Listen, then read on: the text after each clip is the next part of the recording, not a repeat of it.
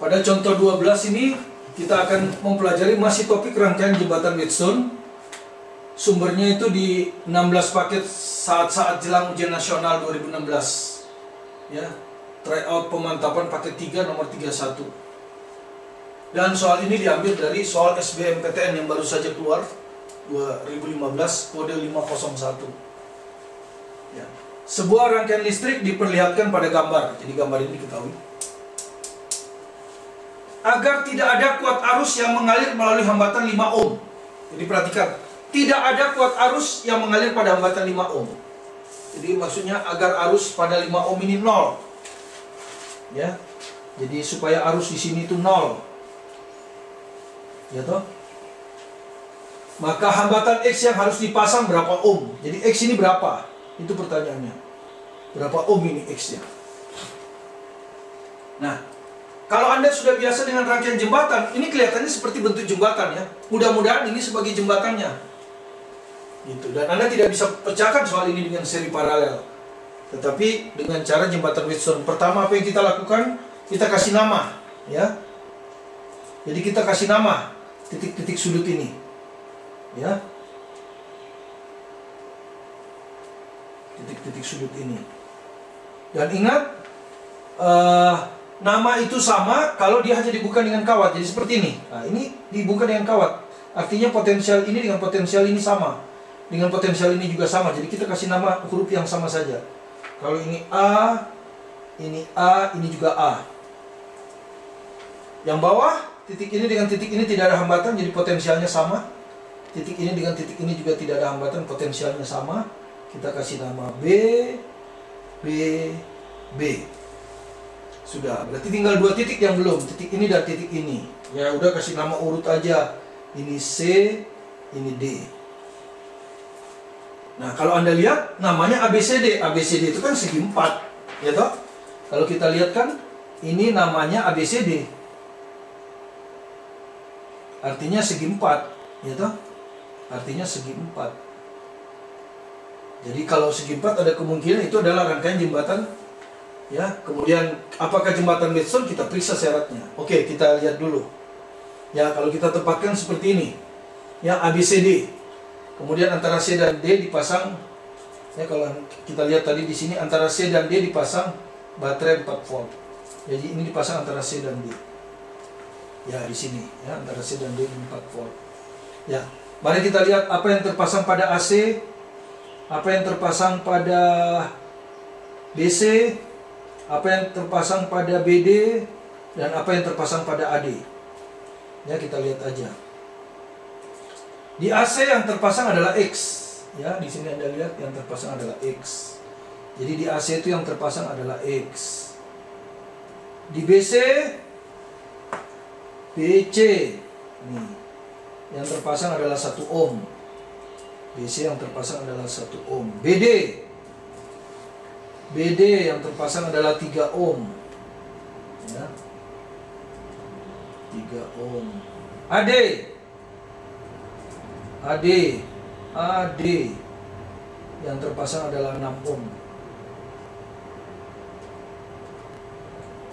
Ya, sekarang kita pasang ya. AC itu X. Ya, ini X. AD 6. Ini 6. Kemudian BD 3 ohm.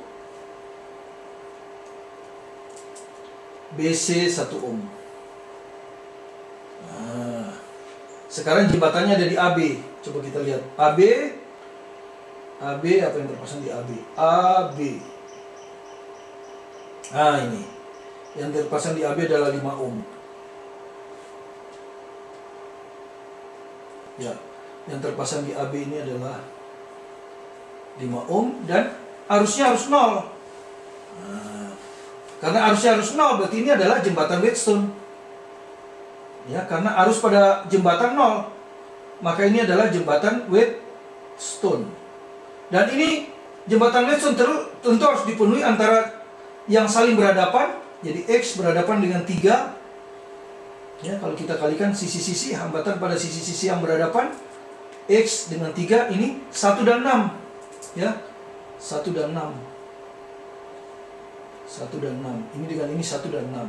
Nah, itu 1 ohm, 6 ohm. Ya, 1 kali 6.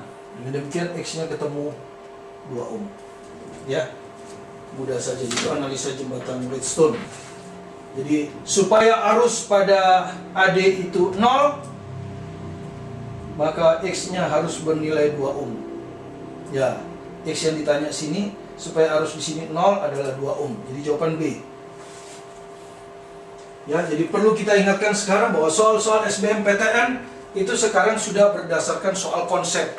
Jadi Anda harus betul-betul menguasai konsep dasarnya. Jadi Anda jangan belajar menghafal, ya, tapi konsep dasar. Demikian juga dengan soal-soal UN mendatang juga katanya mengacu kepada soal-soal GRE, Graduate Record Examination, dan SAT, ya, Scholastic Test itu, ya. Jadi itu juga konsep dasar, ya. Walaupun mungkin ada rumus-rumus stupid atau rumus smart, ya. Kalau saya bilang rumus stupid, tapi itu terbatas pemakaiannya. Ya, Anda bisa lihat di soal ini, ya. Terakhir kita amati contoh 13, bentuk simetris. Sumber soalnya diambil dari OSN Fisika SMP ini. Martin Kanginan, halaman 434 nomor 71. Silahkan dibuka kalau ada bukunya. Jadi ada 12 kawat, masing-masing R ohm. Jadi ini ada 12 kawat, kalau Anda hitung rusuk-rusuk dari kubus atau balok, ya, atau ini kita anggap aja kubus, itu ada 12 memang kan. Dan masing-masing rusuk itu terpasang R ohm sama, seperti pada gambar. Berapakah hambatan ekivalen ketika arus masuk melalui A? Jadi arus masuk melalui A katanya, dan keluar pada titik G. Artinya apa? Kita ditanya hambatan pengganti antara A dan G. Jadi sebetulnya kita ditanya itu hambatan total antara A dan G, ya. Jadi yang kita ditanya itu berapa hambatan pengganti RAG.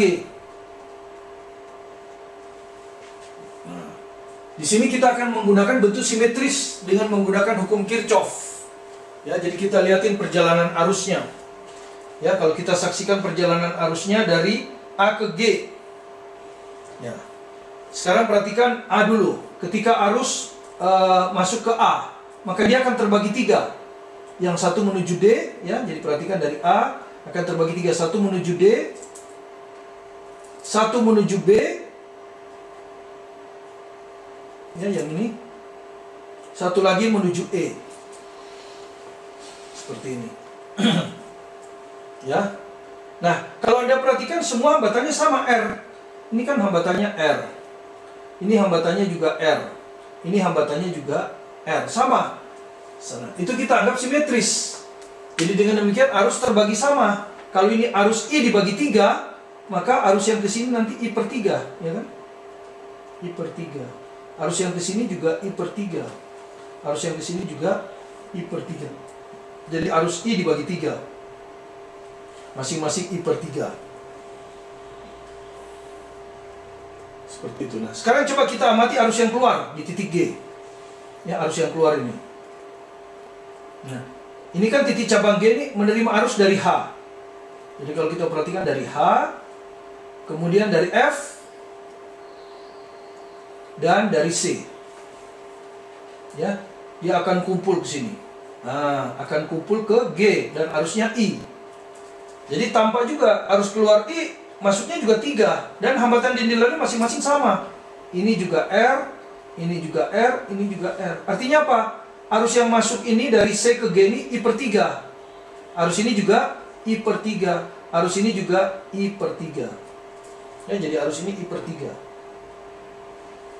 Nah, sekarang dari A mau sampai ke G, kita lewat B, F, ya.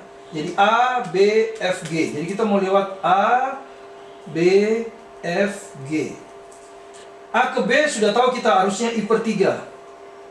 Ya, ini I per 3. Terus F ke G juga sudah tahu I per 3. Nah, yang belum itu BF. BF ini arusnya berapa? Nah, karena itu kita mulai di titik B dulu. Ini arus masuk I per 3. Kemudian ketika 3 di B dia bercabang 2. Nah, bercabang 2. Ya, jadi arus dari B ini ke, ya kita di sini lah ya. Arus B ini dia bercabang 2. Satu ke C, ini ke C, satu lagi ke F. Ke F. Dan masing-masing melalui hambatan yang sama. R, ini juga R. Sama. Artinya arus ke B ini terbagi 2. Arus ke B ini tadi kan I/3 ya. Arus ke B ini I/3. Terbagi 2. Berarti ini I/6, ini I/6. Karena terbagi 2. I bagi 3 bagi 2 berarti I/6 ya. Jadi arus sekarang B ke F itu tahu kita I/6 ya. Jadi ini ke sini tuh I/6. Ya ini. Nah, jadi arus ke sini tuh I/6. Ya, jadi dari A ke B I/3, dari B ke F I/6, dan dari F ke G I/3. Nah, dengan demikian kalau kita hitung berapa VAG? VAG berarti jalan dari A ke G ya. Pertama dari A ke B, ya VAB. Ditambah VBF. VBF. Ditambah VFG. Ya. Yang penting itu awalnya A, ya toh? Awalnya A, akhirnya G. Nah, kalau kita hitung berapa VAB? Harusnya I/3 hambatannya R. Berarti menurut Ohm, VAB adalah I/3 kali R. Jadi I/3 kali R. VBF harusnya I/6. Hambatannya juga R. R kecil ya, sorry. Jadi ini I/6 kali R. FG harusnya I/3. Ya, harusnya I/3, hambatannya juga R. Jadi tambah I/3 kali R. Nah, begini. Ya, kalau kita samakan penyebutnya, ini sepertiga jadi 2/6. Ini 2/6, 2/6 tambah 2/6, 4/6, tambah 1/6. Jadi hasilnya adalah 5/6R. Nah, ini kita dapat. Itu kali I ya. Kali I. Nah, inilah VAG. VAG adalah 5/6RI. Jadi VAG itu sama dengan 5/6RI. Nah, kalau kita A dan G kita ganti dengan sebuah penghambatan, maka arusnya I, hambatannya kita sebut hambatan antara A dan G. Ya, jadi kalau ini dia masuk di A tadi, harusnya I. Apapun yang terjadi, ini kita anggap aja RAG. Untuk sampai di G, kemudian di G dia keluar, arusnya I. Dengan demikian, VAG adalah arusnya I, hambatannya RAG. I kali RAG. Nah, sekarang kalau kita samakan, apa yang kita dapat? Ya, I kali RAG sama dengan, jadi ini sama dengan ini. Sama dengan 5/6RI. I-nya bisa kita coret. Jadi kita dapatlah hambatan antara titik A dan G adalah 5/6R. Ya, inilah cara menyelesaikan hambatan pengganti kubus dilihat dari sisi A dan G. 5/6R. Ya. 5/6R. Ya. Ini raganya soalnya. Jadi harus masuk di A, keluar di G. Berapa hambatan dilihat dari sisi AG? Kalau masing-masing rusuk terpasang R, hasilnya adalah 5/6R. Ya, dengan demikian pertemuan keempat ini sudah selesai, ya. Bentuk simetris di mana Anda tidak bisa menggunakan cara seri paralel. Dan bentuk ini sudah mulai populer baik di OSN tingkat SMP keluar dan juga di SNPTN. Jadi mungkin saja ke depan akan banyak keluar soal bentuk simetris, dan untuk itu kita harus memahami konsep dasar yang kuat. Sampai ketemu lagi pada pertemuan kelima yang lebih seru, yaitu bagaimana menganalisis rangkaian arus arah berdasarkan metode Love dengan hukum 2 Kirchhoff. Selamat belajar, terima kasih. Saya Martin Kanginan.